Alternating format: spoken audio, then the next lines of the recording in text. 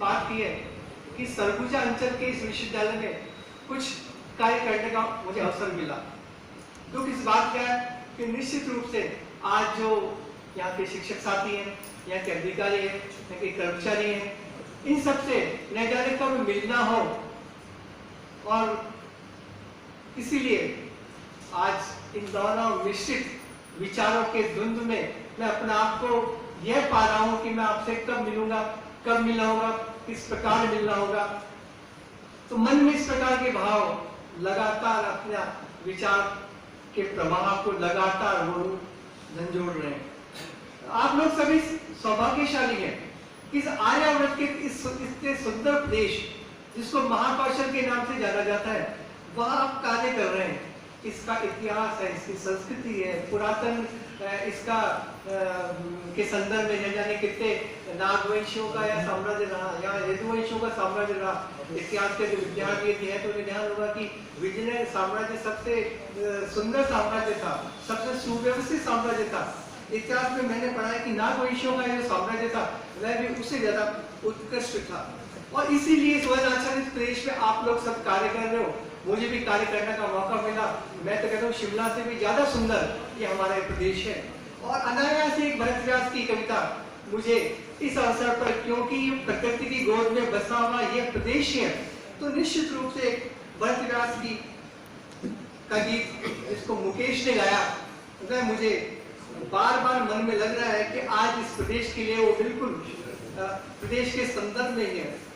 और उन्होंने कहा हरी हरी वसुंधरा, हरी हरी हरी हरी वसुंधरा पे, हरी हरी वसुंधरा पे नीला नीला ये गगन, हरी हरी वसुंधरा पे नीला नीला ये गगन, जिस पे बादलों की पालकी उड़ा रहा कौन, जिस पे बादलों की पालकी उड़ा रहा कौन, ये कौन चित्रकार है, ये कौन चित्रकार। तो इस प्रकार का प्रदेश है जिसमें आप सेवाएं दे रहे हो। और निश्चित रूप से यहाँ सभी लोग सौभाग्यशाली है जो इस दक्षिणांचल या दक्षिण कौशल प्रदेश में कार्य कर रहे हैं। विश्वविद्यालय में जब कार्यभार संभाला तो कुछ दायित्व का निश्चित रूप से वरिष्ठ होने के नाते कुछ दायित्व मुझे मिले। दायित्व का निर्वहन करने का प्रयास किया। उस निर्वहन में कहां तक सफलता मिली तो एक अलग विषय है, परंतु यदि असफलता यदि है तो मैं आज कहूंगा कि असफलता मेरी है। कहीं न कहीं मेरी कार्यकुशलता में, कार्यक्षमता में, या किसी योजना में, योजना के क्रियान्वयन में कहीं किस प्रकार की त्रुटि हुई है, तो निश्चित रूप से आज मैं इस मन से क्षमा मांगता हूं।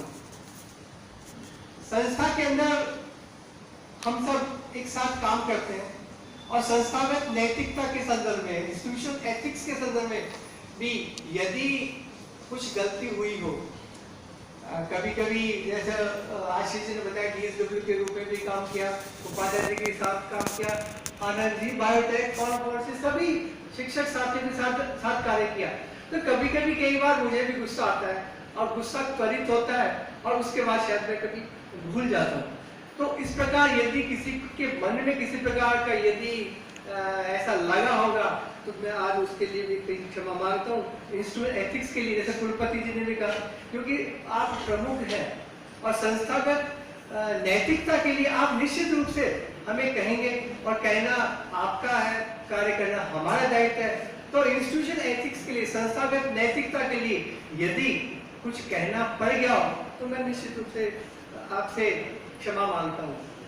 कुलपति जी ने पर्यावरण विज्ञान पे निश्चित रूप से एक विशेष कृपा रही। MSc के बाद MPhil भी यहाँ प्रारंभ हो चुका है, शोध सुविधाएं भी है और BSc का भी अगले वर्ष से 20 एनवायरमेंट साइंस विश्वविद्यालय में होगा।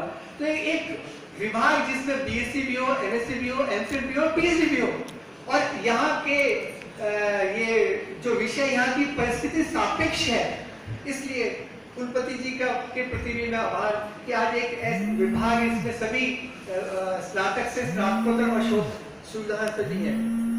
मैं उन सभी के प्रति साधुवाद